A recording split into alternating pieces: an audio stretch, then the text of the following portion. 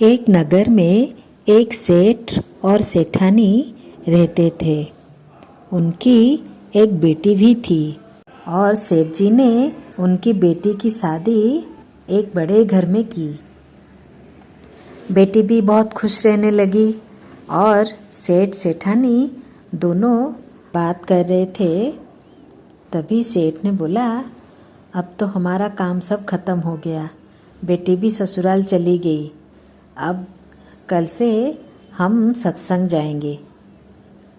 सेठानी ने बोला, हाँ आप ठीक बोल रहे हो, अभी तो हमारी उम्र भी हो गई है, हमको अभी सत्संग जाना चाहिए।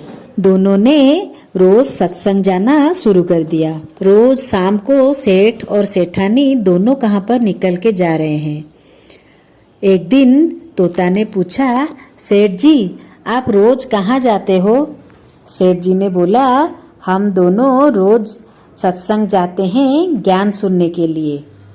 एक दिन सेठ जी अपने सत्संग के लिए निकल ही रहे थे कि तभी उनका तोता बोला, सेठ जी आप सत्संग जा रहे हो, आप संत महात्मा से मेरा एक प्रश्न पूछना कि मैं कब आज़ाद हूँगा। सेठ जी उस दिन सत्संग गए और सत्संग मन भर के सुना।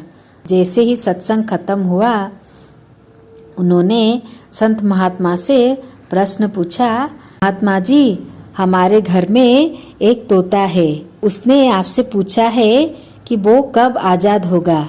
संत जी यही प्रश्न सुनते ही वहाँ पर बेहोश होके गिर गए। सेठ जी ने जैसे ही संत की ये हालत देखी, वहाँ से चुपचाप निकल आए और घर में पहुँचते ही तोता ने पूछा, सेठ जी क्या हुआ, आपने मेरा प्रश्न पूछा? सेठ जी ने बोला, तेरी किस्मत ही खराब है, मैं तेरे आज़ादी का प्रश्न पूछते ही संत जी वहीं पर गिर के बेहोश हो गए। तोता ने बोला, ठीक है सेठ जी, कोई बात नहीं, मैं सब कुछ समझ गया। और अगले दिन सेठ जी शाम को तैयार होके निकल पड़े सत्संग के लिए। सेठ और सेठानी जाने लगे। जैसे ही सेठ जी जा रहे थे, तोता ने पिंजरे में बेहोश होने का नाटक किया।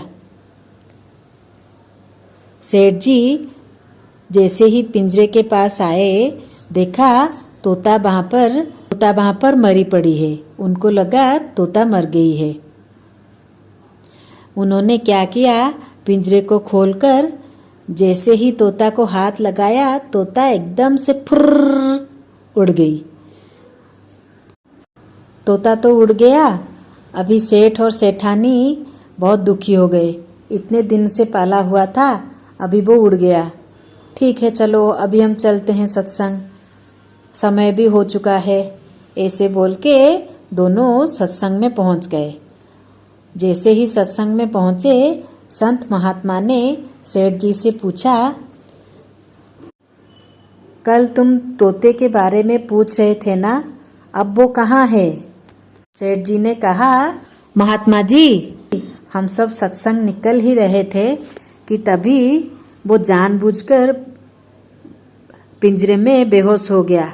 मुझे लगा कि वो मर गया है, इसीलिए मैं पिंजरा खोल के उसे निकाल ही रहा था कि वो अचानक से उड़ गया।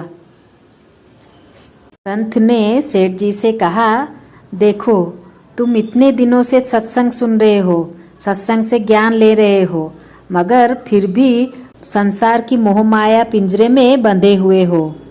और उस तोते को देखो, वो बिना सत्संग में आए मेरा एक इशारा समझकर आज़ाद हो गया।